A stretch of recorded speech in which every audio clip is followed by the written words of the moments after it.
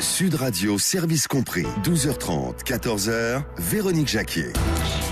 Bienvenue si vous venez tout juste de nous rejoindre. Après le docteur Bagot et ses bons conseils consacrés au burn-out, c'est difficile de soigner comme ça le burn-out évidemment à travers une émission de radio, mais enfin il y a toujours des questions très pertinentes d'auditeurs pour en savoir plus et pour avancer sur son chemin de vie. Alors maintenant c'est avec vous Raphaël Dallot qu'on avance. Bienvenue sur Sud Radio. Merci beaucoup, bonjour Véronique, bonjour à tous. Raphaël Dallot que vous retrouvez en alternance le lundi sur Sud Radio en alternance avec Anna Fernandez, toutes les deux nos petites fées de l'emploi de Énergie Coaching. Rappelez-nous rapidement ce qu'est le coaching en recherche d'emploi, Anne.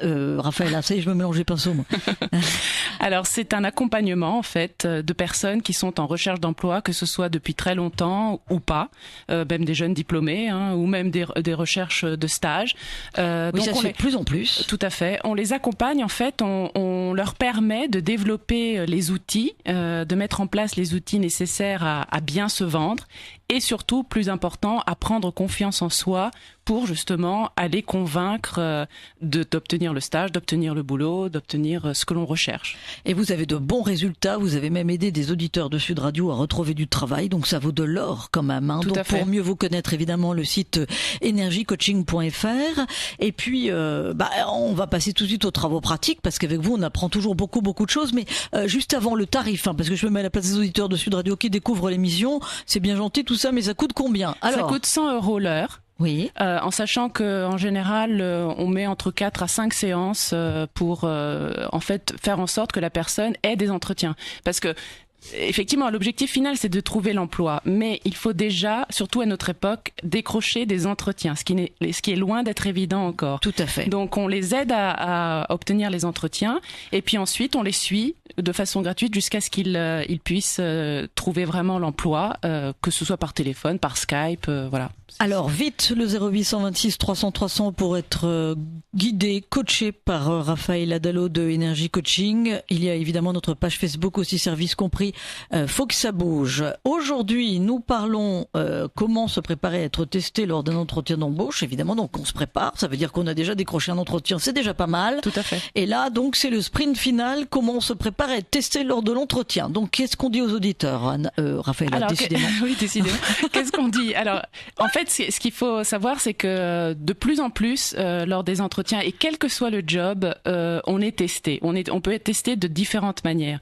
Mais je dirais que, il y a trois types de tests dont je parlerai très vite.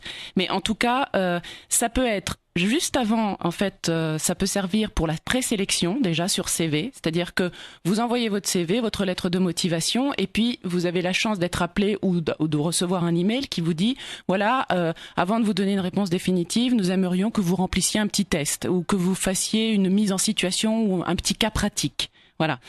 Donc vous leur renvoyez et à partir de là, ils font la présélection déjà parmi tous les candidats qu'ils ont reçus. Ça se fait de plus en plus. Ça se fait pour certains types de jobs, surtout des jobs de management ou de comment dire d'unité d'activité en fait. Souvent, ce sont des tests qui vous demandent comment vous voyez l'entreprise dans 3 ans, quelles sont les idées que vous pourriez donner pour que l'image de la société soit meilleure. Enfin voilà.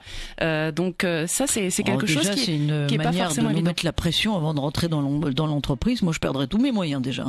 Oui, mais enfin, vous le faites chez vous, au calme. Oui, d'accord, voilà. Quand même. Donc, mais il faut se tenir prêt. Il faut se tenir prêt. Ensuite, ça peut être pendant l'entretien. Alors effectivement, pendant l'entretien, c'est par des questions, des mises en situation.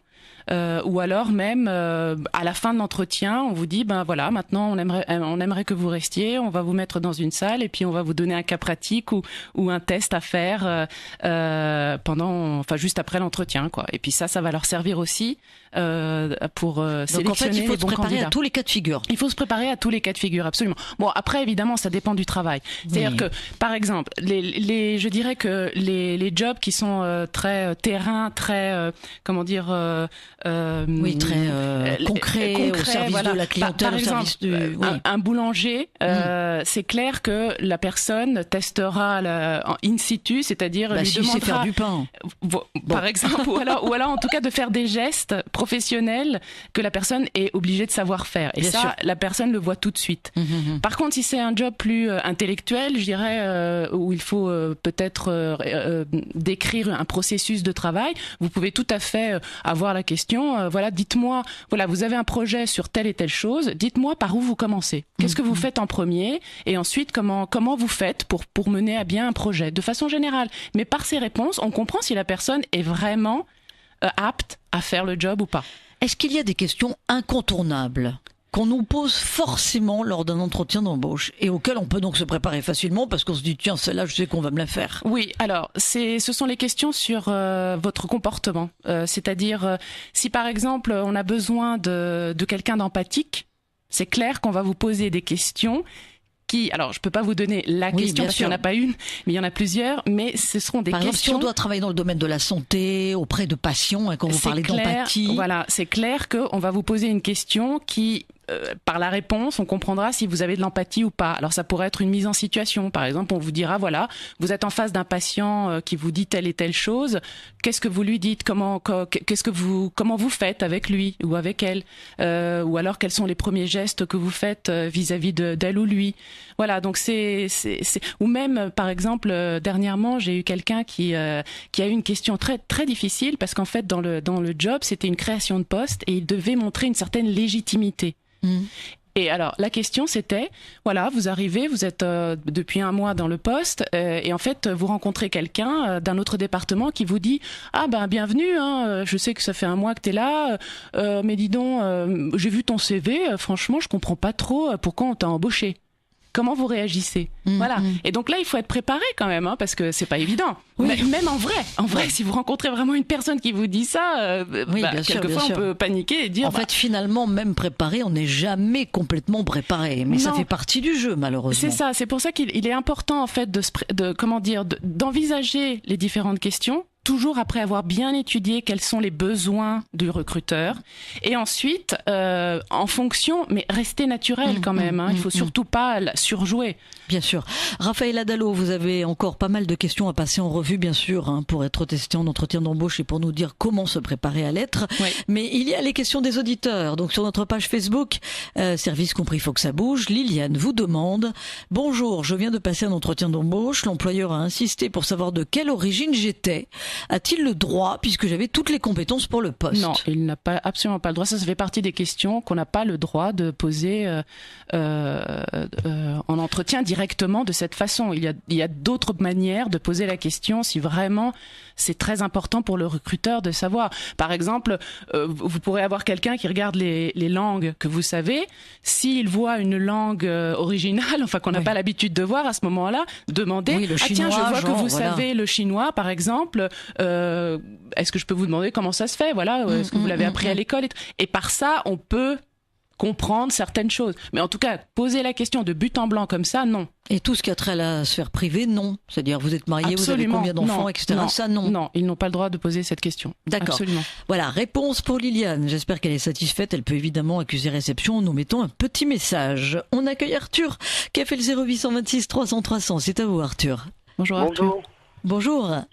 Bienvenue sur Sud Radio, bien sûr. J'ai un entretien de CDI dans un cabinet de conseil. Et j'aimerais savoir si je peux aborder dès le premier entretien la question de la valorisation salariale. Parce que dans le cas où le salaire serait trop bas, je préférerais faire un stage qui sera peut-être moins rémunéré mais plus intéressant. Donc voilà, cette question pour moi elle est importante et j'aimerais savoir... alors, vous avez un entretien, mais donc il n'y a pas de salaire, il n'y a pas de fourchette de salaire indiquée, rien du tout ? Il n'y a absolument rien non. Sur le salaire ? Non. D'accord. Et est-ce que vous avez été convoqué comment à cet entretien ? Par un email, par un appel téléphonique ? Oui, par un email. Par un email ? D'accord. Alors, si c'est vraiment important pour vous, parce que vous pourriez dire effectivement, j'ai pas envie de perdre mon temps et de faire perdre le temps aussi aux recruteurs. Si vous avez le nom de la personne qui vous a envoyé cet email, vous pourriez très bien l'appeler avant et lui dire voilà, comme il n'y a absolument aucune indication sur le salaire et pour qu'on soit quand même en ligne des deux côtés, est-ce que je peux me permettre de poser la question de savoir quel est le salaire que vous offrez, ou en tout cas la fourchette de salaire. Ça c'est pertinent. C'est pertinent, tout à fait. Vous pouvez tout à fait le faire. Arthur. Très bien. Bon, ça vous suffit, mais oui. vous n'avez pas d'autres questions à poser. Non, mais vous n'avez pas de d'autres manière questions à générale, poser. est-ce que de manière générale, est-ce que ça se fait dans un entretien de poser la question directement de but en blanc? Non, voilà. Enfin, au tout premier entretien, franchement, non. Enfin, s'il n'y a pas possibilité, si personne ne l'aborde du côté recruteur, en fait, en général, si vous avez plu, ils vous disent bon, on va vous recontacter, vous aurez certainement un deuxième entretien ou je sais pas quoi. Et alors, à ce moment-là, vous pouvez dire bon, écoutez, est-ce que je peux savoir, est-ce que je peux me baser sur quelle fourchette de salaire. Si par contre, vous leur avez pas plu, ça c'est clair que de toute façon ils en parleront pas et puis ça s'arrête là. Mais en fait, dans votre cas, Arthur, je pense qu'effectivement, un mail pour avoir une idée des prétentions salariales ou du niveau salarial afférent au poste, c'est une bonne chose. Bah oui. Et ensuite, si vous êtes pris pour l'entretien, vous posez pas la question et vous verrez lors du deuxième entretien. Mais de toute façon, vous aurez un ordre d'idée, vous aurez un ordre de grandeur, Absolument. de ce que vous pouvez légitimement demander. Ça vous va comme ça ? Parfait. Bon, Arthur, Merci allez, beaucoup. on vous souhaite beaucoup de courage. Vous faites comme Arthur et vous n'hésitez pas à poser plein de questions. Et Raphaël Adalo de Energy Coaching, le 0826 300 300, la page Facebook Service Compris, faut que ça bouge. On veut vous entendre. Cette émission est faite pour vous. On parle de la préparation pour être testé lors d'un entretien d'embauche. On vous attend. Sud Radio, Service Compris, 12h30, 14h, Véronique Jacquier. Comment se préparer à être testé lors d'un entretien d'embauche? Le super service compris d'une coach en recherche d'emploi pour avoir toutes les réponses à vos questions. C'est Raphaël Adalo qui est avec vous jusqu'à 14h sur Sud Radio. Raphaëla du cabinet Energy Coaching. Raphaëla, on accueille Mike qui a évidemment une question à vous poser via le 0826 300 300. J'insiste, c'est vraiment tout de suite qu'il faut appeler le 0826 300 300 où vous le savez, il y a aussi notre page Facebook Service Compris. Il faut que ça bouge. Allez Mike, on vous écoute. Bonjour. Bonjour Mike. Oui, en fait, j'ai une petite question du coup. Oui. C'est que pour cet été, j'ai obtenu un petit travail pour être hôte dans l'événementiel. Oui. Et en fait, c'est comment ça s'appelle ? C'est un entretien collectif et j'ai jamais fait ça. Et donc, je voulais savoir quelques conseils pour savoir ce qu'il faut faire exactement. Un entretien collectif, moi non plus, j'avais pas entendu parler de ça. Ça se fait couramment dans certains secteurs, Raphaël Adalo ? Alors, je dirais que ça se fait surtout là où il faut avoir du leadership, où il faut savoir négocier, où il faut savoir sortir du lot. Alors, dans le cas de Mike, pour être hôte, en fait, donc vous allez accueillir, c'est ça, des personnes ? Vous allez faire quoi oui. exactement ? Qu'est-ce qu'on vous demande en fait c'est quoi ce job d'été ? Je serais par exemple, soit j'accueillerais des gens à un endroit et je leur ferais, comment dire, vous les accompagnez, vous les renseignez, tout ouais, ça ? voilà, et c'est pour l'organisation. Après, c'est pas moi qui gère tout, mais. D'accord. Parce que, à mon avis, ce qu'ils veulent tester, c'est de voir déjà si vous êtes une personne qui a une aisance orale, qui est avenant, qui est empathique, enfin voilà, qui sait parler à des clients, à des personnes qu'il ne connaît pas, dans un bon français, agréable avec une clientèle. Voilà. Oui. Exactement. Alors peut-être, je ne sais pas si vous devez les convaincre de quelque chose, je ne sais pas. En tout cas, je pense un minimum. Voilà, donc à mon avis, l'entretien collectif que vous allez avoir, c'est pour tester ces compétences-là. Donc, je ne sais pas si ils vont vous donner une mise en situation, peut-être, de dire, voilà, vous considérez les autres personnes de l'entretien comme des clients, et donc à vous d'improviser et de les traiter comme des clients, et même si vous ne savez rien encore du travail, vous jouez le jeu, quoi. Enfin, vous faites comme si on vous demandait de faire une petite pièce de théâtre. Après, oui. je m'étais préparé comme si c'était un entretien normal, mais je vais y aller. Je pense que ça change pas non plus énormément, c'est juste qu'il y a plus de personnes et. Bien sûr, ils doivent. Exactement, ils doivent sélectionner en fait. En fait, moi je pense que il faut surtout pas que vous soyez timide et que justement par rapport aux autres personnes, il faut que vous preniez le leadership, que vous témoigniez d'une certaine aisance. Oh là là, vous allez tout de suite faire la différence. J'ai déjà fait des entretiens, mais bon, ça comme ça jamais, mais bon, j'ai quand même, je sais comment m'y prendre. Alors surtout, n'oubliez pas une chose, c'est très bien de prendre le leadership et mais attention à ne pas trop le prendre quand même, parce qu'on veut pas non plus quelqu'un qui écrase les autres, qui est prêt à tuer ses collègues. Voilà, exactement. Donc il faut trouver le bon équilibre entre prendre le leadership, mais écouter aussi les autres, leur dire voilà, j'ai compris ce que tu dis, ne pas hésiter à reformuler ce que disent les autres. Et puis vous proposez vos solutions et vous assurez que les autres sont d'accord. Voilà, enfin c'est pas facile, mais il faut pas trop non plus montrer que voilà, vous voulez absolument y arriver et que vous allez tout faire pour y arriver. Attention, parce que ça peut être très mauvais. Entendu, Mike ? Oui, j'ai entendu, j'écoute. Bon, ça va bien se passer, j'en suis sûr. Hein. Vous pouvez leur dire aussi que vous écoutez Sud Radio et que du coup vous êtes bien coaché et que donc vous êtes meilleur que les autres. Non, je plaisante. C'est plaisante, ça risque peut-être de vous porter préjudice parce qu'on va vous allez paraître prétentieux. On vous souhaite beaucoup de chance en tout cas et on accueille Agathe. Bienvenue Agathe sur Sud Radio. Bonjour Agathe. Bonjour Véronique. Bonjour à tous. Alors moi j'ai un entretien prochainement pour un travail en tant que serveuse barmaid et le manager donc du coup quand j'ai eu contact avec lui, m'a précisé qu'une partie de l'entretien que je vais passer sera en anglais, parce que du coup c'est une sorte de pub qui accueille pas mal du coup de personnes qui parlent anglais, étrangères d'une manière très générale. Et moi en fait la question que je me posais c'est est-ce que lors de l'entretien anglais, est-ce que j'aurai les mêmes questions en anglais et en français, ou est-ce qu'il va y avoir un tout autre discours que je vais devoir avoir avec lui en anglais, sachant que je suis pas hyper à l'aise pour l'instant dans cette langue-là. Sincèrement, je ne pense pas, parce que son intérêt à lui, c'est que vous sachiez parler, communiquer avec des clients qui vont vous demander donc des boissons, des cocktails, je ne sais pas ce que vous allez leur offrir, et mais des plats, en tout exactement. Cas. Voilà. Donc en fait, moi je réviserais plutôt en anglais le vocabulaire justement de ce que vous allez des produits en fait que vous allez pouvoir proposer. D'accord. Donc peut-être en révisant la carte de ce fameux par exemple, pub, peut-être. D'accord. Absolument ça. Je ferai ça les plats comme les boissons, etc. Et puis ensuite peut-être qu'il pourrait vous demander d'expliquer en anglais comment vous préparez une certaine boisson ou un certain plat, je ne sais pas si vous en ferez, mais en tout cas, vous voyez le processus de travail ou les ingrédients que vous allez utiliser pour tester votre vocabulaire en fait. Tester le vocabulaire et l'aisance, toujours pareil. Bien sûr, ça l'aisance c'est clair, ça c'est de toute façon. Mais ce que je veux dire c'est que si on veut être préparé à la partie technique, je vous conseille effectivement de bien revoir le vocabulaire de votre job. Ça c'est important. D'accord. C'est clair pour vous, Agathe? Ça vous paraît insurmontable ou... Non, mais j'ai un peu de pression parce que j'ai jamais fait d'entretien effectivement en anglais. Mais bon, après, il faut toujours se lancer un jour, donc ça va être l'occasion. Ouais.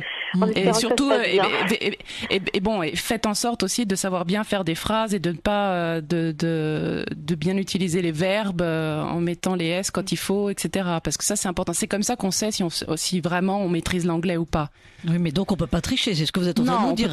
Non, mais par contre elle peut se préparer, effectivement. Ah oui, mais alors vous êtes préparée, Agathe? Vous vous sentez préparée? Vous maîtrisez l'anglais? Je maîtrise un peu l'anglais, mais après c'est vrai que j'ai pas beaucoup de vocabulaire, quoi. Je sais parler anglais comme quelqu'un qui sort comme tous les Français. Un peu oui, mais par exemple, Français, voilà, on a le même problème. D'accord. Mais si par exemple là aujourd'hui vous aviez le poste et qu'un client vient et vous demande en anglais est-ce que je pourrais avoir voilà ce que j'aimerais et puis vous pose des questions sur le plat, est-ce que vous vous sentez capable de répondre? Je comprendrais plus que je pourrais lui répondre. D'accord.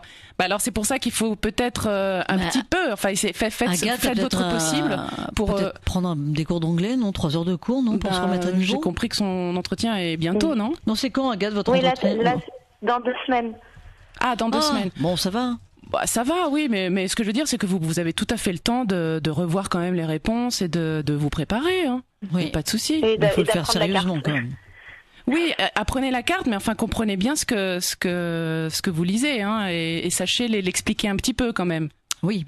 Parce il faut pas qu'il voit que vous avez tout appris par cœur et que finalement vous comprenez pas vraiment ce que vous dites. Ça c'est terrible. Mais vous avez le temps, hein. Franchement, vous avez le temps. Si tous les jours vous en faites un peu, vous devriez être capable d'y arriver et de lui prouver que vous pouvez. De toute façon, il verra bien que vous pouvez vous améliorer. On s'améliore toujours, ça c'est sûr.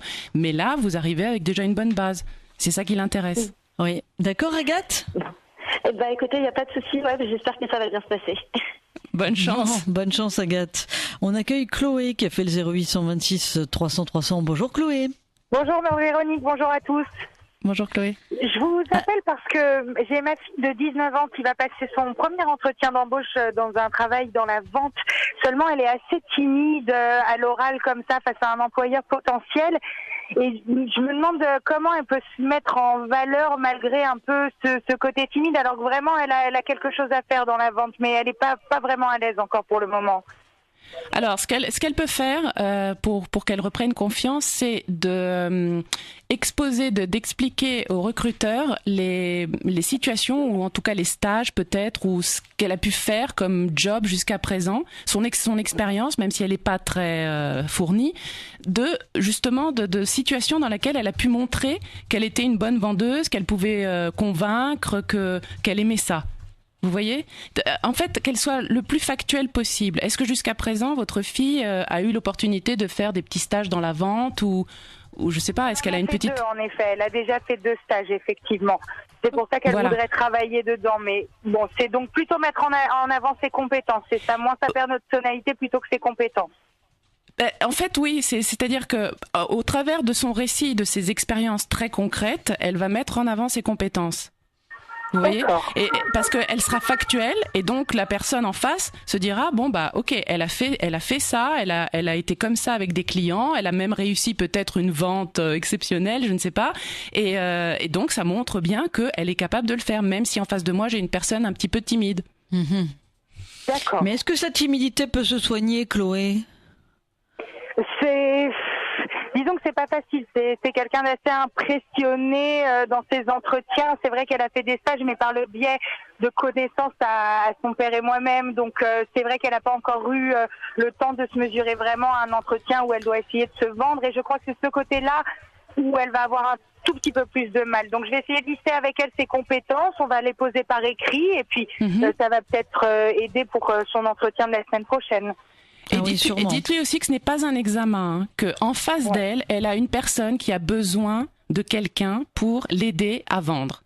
Ok ? Oui. Et donc, on est à égalité là-dessus. La personne en face, elle a un besoin. Donc, elle veut trouver quelqu'un et votre fille a besoin du job. Donc, en fait, les 2 personnes vont discuter pour voir si c'est possible ou pas. Exactement. Voilà, donc il faut pas qu'elle considère le recruteur comme un examinateur qui va lui mettre une note à la fin. Hein. Quel âge a-t-elle ? Elle a 19 ans. Ah oui, non, elle est encore toute jeune. Bien sûr, elle est jeune, tout à fait. Ouais, et le recruteur en face, bien sûr, le sait. Sûr. Mais c'est vrai que même à 19 ans, il y a des jeunes qui sont très ouverts, très matures. Et c'est important de donner des astuces aux parents, hein, comme à vous, Chloé, pour l'accompagner au mieux dans cet entretien d'embauche, parce que vous n'êtes pas la seule qui a une fille de 19 ans qui se montre assez timide. C'est bien logique quand même. Absolument. Hein. Oui. Bonne chance. Bon, on vous souhaite bonne chance aussi, Chloé. Eh ben, merci beaucoup à toute l'équipe. Merci, restez fidèles à Sud Radio bien sûr. Alors sur notre page Facebook, service compris, faut que ça bouge. Une question pour vous, Raphaël Adalo, coach en recherche d'emploi chez Énergie Coaching. Une question de Yvan. J'ai un entretien en salle de sport. Comment faut-il venir habillé ? Je reste dans le classique costume, cravate. Alors évidemment, Yvan ne nous en dit pas plus. Donc on imagine que il cherche à être embauché pour être prof de sport. Et donc là, il se pose la question de la la tenue parce qu'il a rendez-vous dans une salle de sport. On a souvent ces questions récurrentes sur les tenues qu'il faut aborder dans un environnement professionnel ou dans un autre, Raphaël Dallot. Tout à fait. Alors là, effectivement, ce serait bien de savoir exactement pour quel job. Mais si c'est pour être prof de sport ou coach ou de sportif, moi, franchement, après, ça dépend aussi dans quelle salle. Est-ce que c'est, je sais pas. Oui, parce qu'il y a des salles qui sont chics maintenant. Voilà, mais ça pourrait appartenir aussi à des grands groupes. Oui. Je ne nommerai pas lesquels, mais enfin voilà. Alors, tout dépend en fait. Si c'est une petite boîte, moi, toujours, je dis aux gens, allez voir sur le site les photos que vous voyez, comment sont habillés les gens. Parce que ça donne déjà une indication. Si vous voyez des gens plutôt en... Non, mais on n'est pas obligé de venir guindé. On peut justement, un costume un peu à la mode, sans cravate, ça passe. On peut être sportif. On peut bon, peut-être pas y aller en jogging, mais en tout cas, tenue sportive, ça, à mon avis, ça va très bien. Voilà, réponse pour Yvan. Sandra est avec nous via le 0826 300 300. Allez, c'est à vous, Sandra. Bonjour. Bonjour, bonjour, Sandra. Bonjour. Je vous appelle, je voudrais avoir des petits conseils. En fait, j'ai un entretien pour devenir dans une salle de sport, en fait, là, dans 3 jours, pour être coach un petit peu, aider les clients qui viennent sur les machines, etc. Mais je voulais savoir, quand on va dans un entretien comme ça, c'est la première fois que j'en ai un, je voulais savoir comment fallait s'habiller. Est-ce que il faut être élégant? Est-ce qu'il faut être plutôt décontracté? Parce que comme c'est salle de sport, c'est un peu plus particulier, en fait. Ouais, écoutez, c'est la même question qui vend sur notre page Facebook. J'ai entendu, donc c'est assez drôle. Oui.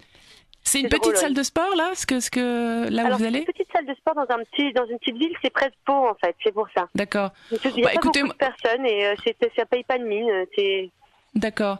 Moi j'irais comme on a dit tout à l'heure, de élégant sportif quoi. Enfin, je veux dire, ça peut être polo, pantalon, sans se mettre forcément en tenue sportive complètement. Faut pas se mettre en survêtement. En tout cas, non, pas en survêtement, peut-être pas quand même pour l'entretien, mais en tout cas, un polo, une chemise, et puis voilà quoi, mais sans être guindé effectivement. Ça non, parce que ça correspond pas au job. Enfin, je veux dire, ça n'a rien à voir. D'accord. Donc comme pour la question précédente finalement. Oui. Tout à fait. Sauf si, encore une fois, c'est pour une grosse boîte, effectivement. C'est pour ça aussi. Voilà. Là, on pourrait se dire, bon, pour le premier entretien, j'y vais en costard, chemise, costard, mais sans cravate quand même. Mais oui, là, on pourrait se dire, c'est un grand groupe, donc, bon, comme je ne sais pas, autant y aller quand même bien habillé. Mais si c'est, des petites salles de sport, etc., normalement, je pense que tout le monde est plutôt cool, quoi. Oui, il faut venir naturel en fait, voilà. Voilà, exactement. Entendu, Sandra? Bon, Sandra, on vous souhaite là encore bonne chance pour cet entretien. Beaucoup d'appels aujourd'hui, Raphaël Dallot, sur l'entretien d'embauche évidemment.